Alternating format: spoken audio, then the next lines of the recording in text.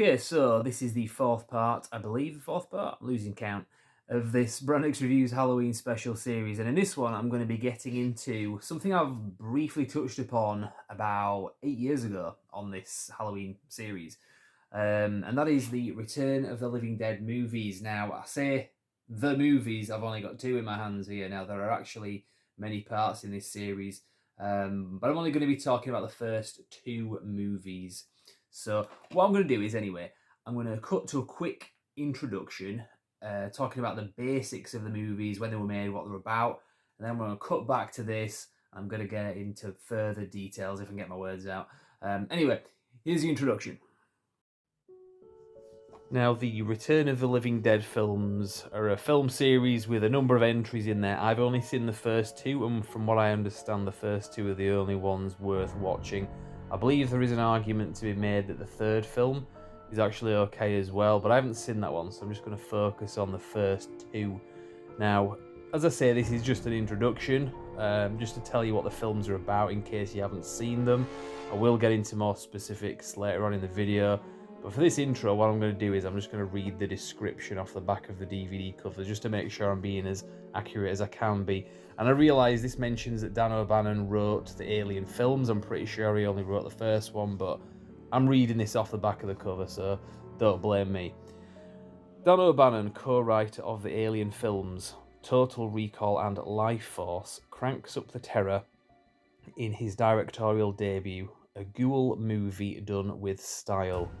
When the employees of a medical supply warehouse accidentally bring a corpse back to life and then try to kill it, they awaken a lot more than its unquenchable hunger for live brains. For when they are finally able to dismember and burn the still-moving body, its undead ashes sprinkle down upon a nearby graveyard, inviting a whole party of flesh-eating zombies from their graves. Now, this is a movie that was made in 1984, although I think it was released in 85, or at least in the UK anyway, where I live. The movie was written by Rudolph Ritchie, John Russo, Russ Steiner, and Dan O'Bannon did the screenplay. Now, as it mentions, Dan O'Bannon was the writer of Alien and a few others. He directed this film as well. John Russo and Russ Streiner, quite interesting because they were involved with the original Night of the Living Dead movie, which this film refers to quite heavily. I'll get into who those guys were when I'm talking more about the movies. This, like I say, is just an introduction. So that's the first film anyway. The second film was released in 1989, and I'll just read you this synopsis off the back of the DVD for that as well. At the movies, you can't keep the undead down. Brain-hungry zombies are resurrected with flair, style, and humour in this sly sequel from writer-director Ken Wiederhorn. A new generation of ghouls is spawned when a barrel of nerve gas fallen off an army truck is cracked open by neighbourhood roughs. Sorry, toughs. I can't read that. Neighbourhood toughs. Well, it wasn't buffs anyway. It was toughs. The escaping greenish vapour turns the living into zombies and the dead into not-so-dead. Of course, it seeps into the local cemetery with groundbreaking results. See a severed head on a spree in the backseat of a crowded car. Gasp as a zombie torso and its missing legs haplessly seek each other along a hospital corridor. Search no longer. Fright fans, this dead fest is lively fun. So yeah, the second film was directed by a completely different guy that was involved with the first one. The writers were different as well. And it kind of shows as well, these two films do feel kind of separate to each other. So that's just an introduction anyway. I'll start with the actual video now. So there you go, those are the first two movies in a nutshell, and what I'm going to do is I'm going to tell you a little bit more for context, because these aren't movies that I've seen that many times. I've watched them maybe 2 or 3 times over the years. Obviously, these are zombie movies in a traditional sense. I wouldn't say game changer. because they kind of borrow from what's come before, but they did add a bit to the general genre of zombie movies, particularly the brain eating thing, and it kind of got into explaining why zombies, well, at least in this iteration, eat brains. There are a few other things as well. What I'll do is I'll talk about the first movie first, because these two movies are kind of separate. They're not sequels to each other as such, because there's not much continuity. Kind of like the Bond films, there is and there isn't continuity. There's some direct linkage, but there's no way that these can be canon with each other, really. That doesn't make sense. So I'll talk about the first film anyway. Return of the Living Dead, like I say, came out in 85, I believe. Well, it says on the back of it was made in 1984. So basically, and this is where I say it goes back to some of the previous videos I've done on the channel, because when I started this channel back in 2013, I was talking about the George Romero zombie movies. Night of the Living Dead, specifically that first film that came out in the 60s, and I was talking about the DVDs and so on. And I believe at the time I did actually get this out, and I mentioned this sort of connection to Return of the Living Dead, because there is one, there's a direct connection. Maybe at the time I didn't quite realise the real connections that it's got to this, because it is mentioned. Night of the Living Dead, the original film, is mentioned in Return of the Living Dead. And there is some connective tissue, and I'll explain it. So, basically, Night of the Living Dead, the George Romero film, was made in the 60s, and it was co-written by a guy called Joe Russo. Now, there was some kind of agreement between the two. There was George Romero and Joe Russo in where they would go forward with this. Now, George Romero went on to make some very successful films. He made some films that kind of got lost for a while, like There's Always Vanilla and some others. Night of the Witch, I think it was called. Season of the Witch. And some other, in the 70s anyway. But, and The Crazies as well. So films like that he was quite well liked for doing, and then Dawn of the Dead, whereas Joe Russo didn't really do much that was quite as noteworthy anyway. Now you'll notice that Night of the Living Dead was then followed by Day of the Dead, but it's not Dawn of the Dead. Night of the Living Dead was followed by Dawn of the Dead, but it wasn't Dawn of the Living Dead. And I'd always wondered why that was, why they ditched the living part.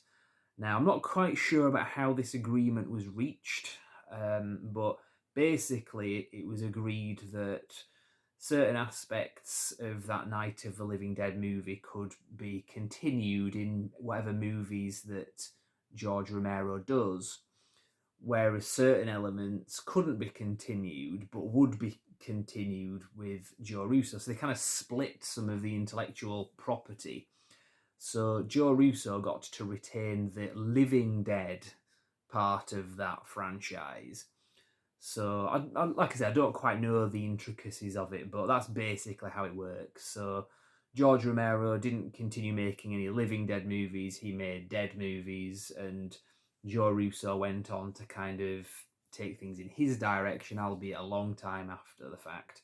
In 1985, he did The Return of the Living Dead. So in some ways, it is kind of an alternate sequel to the original Night of the Living Dead film, but it's not a sequel because it doesn't follow on that story. What it does do in Return of the Living Dead, it mentions the movie Night of the Living Dead. One of the characters says, "Have you ever seen the film Night of the Living Dead?" And he basically says that that movie was based on a true story, and that there were some experiments done with this special gas, and that these canisters wound up in this this warehouse for medical supplies, basically, and they ended up in this basement. And he's got this new guy, and he shows him round, and they start tinkering with it. The gas comes out, and all hell breaks loose, and this zombie apocalypse that was kind of turned into this averted zombie apocalypse that was then turned into a movie, Night of the Living Dead, has now actually happened in this movie, which is supposed to be the true story. And in fact, the movie even says this is based on a true story, which is bizarre because the film ends with a nuclear bomb going off, which we know didn't happen in the real world. So evidently, it's not based on a true story. But there you go. I hope this makes sense anyway. Maybe just watch the film rather than watching my video. It'll probably make more sense, to be honest.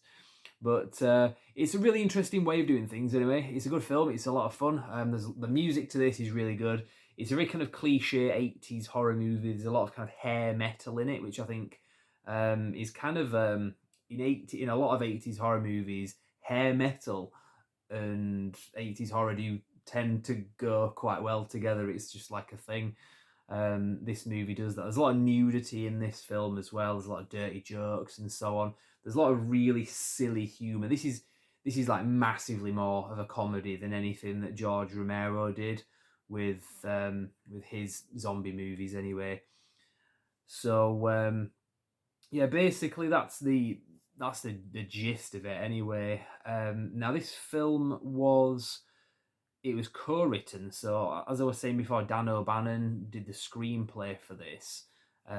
He was the guy who wrote the original Alien movie, obviously with rewrites and so on, but Dan O'Bannon is largely credited for that. He's done other things as well. Now, originally, from what I understand, Tobe Hooper, who directed Texas Chainsaw Massacre and Poltergeist and loads of others, he was originally up to doing this, but then I think he left the project so he could do the film Life Force instead, which is a pretty good movie. I might talk about that in a future Halloween special series. Not this year, but maybe in a future one. So yeah, Tobe Hooper went on. He left this to go on to the film Life Force.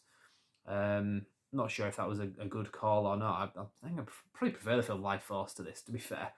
But that's the reason why the actor, what was his name? Old guy. James Caron, that's it. Really old guy. You probably recognise him if you saw him. He's been in loads of stuff. He's one of the guys in this film. He was also in Poltergeist, and I believe that when Tobe Hooper was making this film, that was one of the things that was carried over from him, because he'd been in Poltergeist, directed by Tobe Hooper and James Caron, and he got a cast in this, and that remained even when Tobe Hooper left the project. That's what I've heard anyway, so that makes sense. And it's quite significant because James Caron is also in the second film as well as a different character, although very similar character. In fact, there's two guys. There's what's the name of the other actor? Tom Matthews. He's another actor in this. He's the younger guy basically. There's James Caron. He's an older guy who works at the factory for medical supplies. He's got a new starter that works for him, played by Tom Matthews, and they're the ones that start all this. And pretty much throughout the film, they're the first ones to get exposed to it. They get infected. They're just pretty much moaning like through most of the film in pain, and then they die and they come back and so on. That pretty much exact same thing happens in the second one that they're also in, but they play different characters but very similar characters. It's kind of weird. The second one is more of like a remake than a sequel. But that's pretty much... I'll probably leave it there, actually. That's pretty much all I'll say for the first film. It is very good, like I say. It's definitely, if you're a fan of the George Romero films, the 6 ones that he did that were part of his franchise, that was Night of the Living Dead, Dawn of the Dead, Day of the Dead, Land of the Dead, Diary of the Dead, and Survival of the Dead. The last couple of movies in that aren't as good. But if you're a fan of some or all of those, and you kind of want more, I would say watch this as well. There are lots of movies in this franchise, this Of the Dead franchise, which there is a very low barrier for entry to make a film in that franchise. All you need to do is make a film, and it's pretty much people will watch it and count it as part of the franchise. It's a very loosely, very very loose kind of film series. But if you're a fan of that, like I say, this is definitely one of the better ones to watch, and it's a good film in its own right. Even if you've not seen the George Romero films, give this a watch because it is an 80s classic. It's very highly regarded. 2 years ago on the channel, I did actually talk about a film called Zombinosh.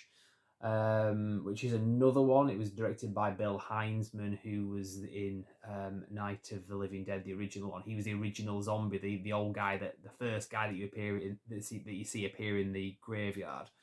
So this is kind of like another movie like that kind of has ties to that original film. I have just remembered one last thing I want to mention about Return of the Living Dead as well. Joe Russo, the guy that was the co-writer of Night of the Living Dead, he's the one that retained the ability to make Living Dead movies because he co-wrote or whatever capacity was Night of the Living Dead. You might be aware that in '97, for the 30th anniversary of Night of the Living Dead, there was an extended cut of that film, George Lucas Star Wars Special Edition style. It actually came in this box set as well. I talked about it a few years ago, where about 30 years later, some people went back. They got Bill Heinzman, the guy who was the original zombie from Night of the Living Dead, although he was about 30 years older and looked very much different, to come back and film like new scenes, and then they'd like re-edited the film, added some really crap new music to it, and then threw in like some extra stories and stuff. Really tinkered with that movie, kind of butchered it. That was Joe Russo that was behind that. I didn't realise that was where that came from. So that cut of the movie wasn't endorsed by George Romero. For some reason, it was included in this box set that came out like in the early 2000s on DVD. So you didn't get the proper cut of Night of the Living Dead, the original one. You got this tinkered with version from '97. But it was Joe Russo that was involved with that. So again, it's all ties in. So I keep saying I'm going to stop talking about this one and move on to the second one now, and I'm still talking about it. So I'll try to cut this short anyway for the second one. The sequel, as you'll notice, the first film is an 18 certificate in the UK. The second one is only a 15. Now this one is a bit more toned down. I don't think there's any nudity in it, unfortunately, to be honest. But there is quite a lot of gore in it. It's quite surprising because this film kind of feels like it was more marketed for kids. And when I say kids, I don't mean like 18-year-olds or 15-year-olds. I mean like 12-year-olds. Kind of film I would have watched when I was 12, and it would have been quite fitting for that. Last year we were talking about the Monster Squad on this channel. That was another one that was kind of like a horror movie, but it was for kids and starring kids as well. Like this film, it's got a bit of a kind of almost like Steven Spielberg kind of feel to it. It doesn't feel like a Spielberg movie as such, but something like he would make, where it's like say Gremlins, where you've got like the main characters are in their teens kind of thing. There's a lot of that in this as well. Just feel like it's kind of leaning towards a younger audience, this one. Now, tonally, it's very much compatible with the first film. It's got James Caron and Tom Matthews again, playing very similar characters to what they did in the first film, but they are different characters, and they go through a very similar story arc again. They get infected and they die, and they spend a lot of the time just going mental. It's done for laughs kind of thing. But so from that point of view, you think, well, it's not really a sequel to the first film. It has the same gas, the same weaponized gas that's in the canister from the first film. So it's, like I say, it's kind of like the Bond films. It's kind of retained some continuity, but it can't be in continuity because there's like some fundamental continuity errors otherwise. So it's kind of like a remake and a sequel. We've seen this done many times before. Evil Dead 1 and 2, that was another example, really. Very similar kind of scenario in a lot of ways. But it's worth it because this film, it does a lot of things that they didn't do in the first film. It's a barrel of laughs. It's a lot of fun. It's got a few people you might recognise in there as well. There's not that much younger, but if you're familiar with the X-Files, Mitch Pileggi, who played Skinner throughout that series, he's in this. I think he was probably in his like late 30s at the time. He's not got a big part in this, but he's there. You'll notice him if you see him. There's some pretty good special effects in this one. I mean, the first film had some kind of pretty good visuals as well, but I think they kind of ramped it up a little bit in this one as well. So that maybe there's a bigger budget for this one as well. But maybe not maybe not quite as widely recognised as some of the things in the first film, because obviously in the first film it's got iconic scenes where there's the zombies attacking the paramedics and getting on the radio saying send more paramedics, and then they get the cops and they send more cops, all that stuff. That was quite well quoted. I don't think there's anything quite as well referenced in this, but it is quite well referenced as well. The poster seems to be something that I always remember seeing as well, very similar to the Fright Night poster as well, if you're familiar with that. It always kind of reminded me of that.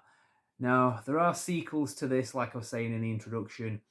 There's a third film as well. I haven't seen 3 or any of the other ones after that. I might at some point watch number 3, but like I say, from what I understand, it's not very good. It's that the first 2 are really the quite well respected ones.